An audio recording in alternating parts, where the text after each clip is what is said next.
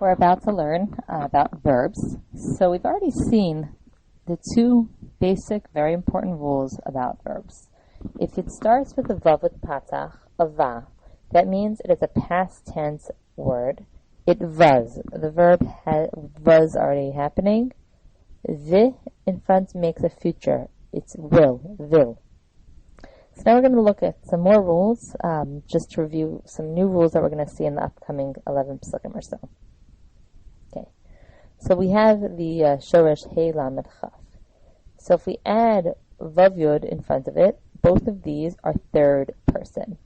And he went, and he went. But let's say we want to say third person, plural, and they went. How would I do that? We add an u. Similarly, if we have a shoresh and we want to say they went, it also we add an u. Without the u, it's just he. With the u, it's they. Here are the words in future tense, the letters you add to a shoresh in order to make them future tense. We have the shoresh hey lamed chaf. With an aleph in front, it means I will. Aleph means I will in front of a word. Hey lamed chaf again. Yud, he will. If we add an u at the end, it would be they will. It's third person.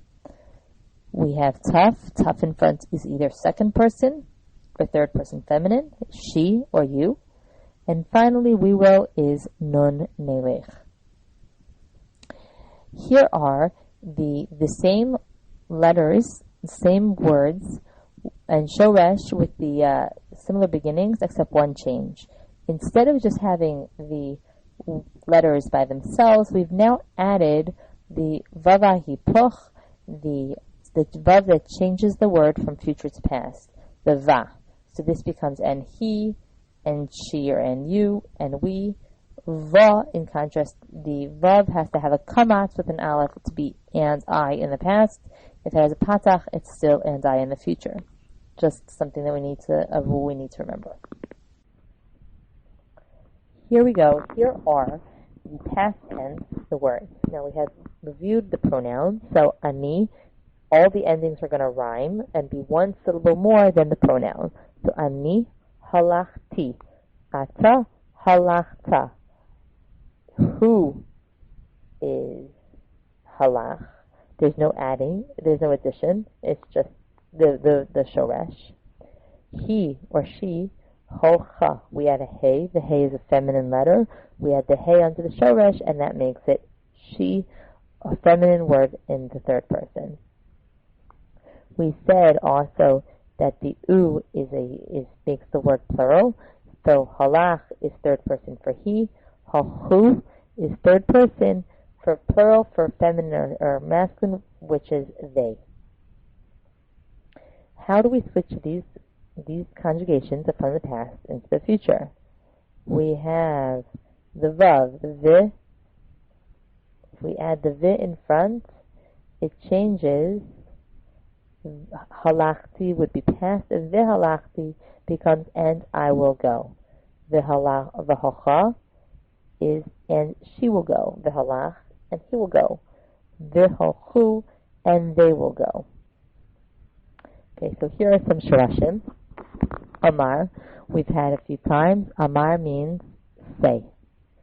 After the root amar, when we see the shoresh amar, you should always think of putting quotes in the pasuk. So when it says the amru and they will say, you put a quote. Amar generally is a direct quote. Bo, coming with boson. Gur. So gur, we're going to see this, it means to live temporarily. And Haggadah, part of the Pesukim in Haggadah explains, and one of the words that's explained is a quote from the pasuk that says that Yaakov came to Egypt to lagur sham.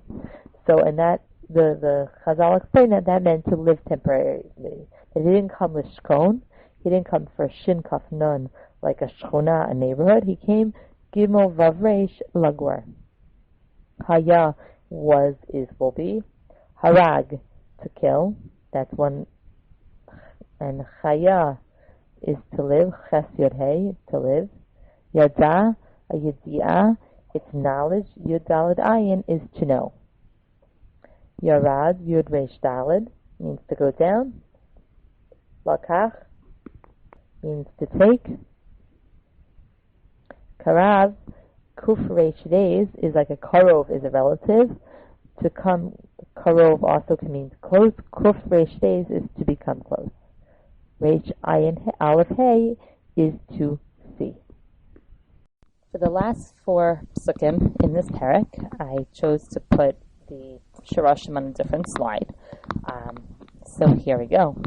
Nun Gimel Al Ayin means to afflict or to touch. Nun Gimel Ayin means to afflict or to touch. So it's either to touch, it could also mean to approach, or to touch in an unpleasant way. There are 3 words in the last 4 Pesukim that have to do with speech. So Aleph Mem Reish, Amar, introduces a quote in the Pasuk. Kuf Reish Aleph means to call. In contrast, Nun Gimel Daled means to inform, to tell. We're often going to see the Shoresh Nun Gimel Daled. We're not going to see that in that form because, as we mentioned before, the letters Yud, Vav, Nun, and Hey are often missing from the conjugated Shoresh. In this case, the nun will fall away, and we'll see the word vayaged, vayagidu. We're going to see the conjugation without the nun. Also, when this shoresh is put into past tense, the nun is replaced with a hey because of the binyan that is used. So we're not going to see that nun in the shoresh. We just have to know that that's part of the shoresh. Okay, ayin sin hey means to make or do. Lamed kuf ches means to take.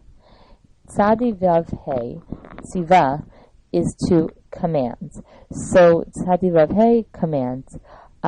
We have a mitzvah. It's called a mitzvah. Why is it called a mitzvah? As we've mentioned before, mem in front of a word oftentimes makes it a noun. So a mitzvah is a thing that was commanded. What is a thing that was commanded? Who commanded it? That is Hashem. So the one who commanded the mitzvah is Hashem. It is a commandment. Mitzvahs are good deeds that can be true, but more importantly, they are commandments. Shin lamed ches, shalach, is to send. And that concludes our section on verbs for Pesukim Yud through Chaf and Perek Yud Beis.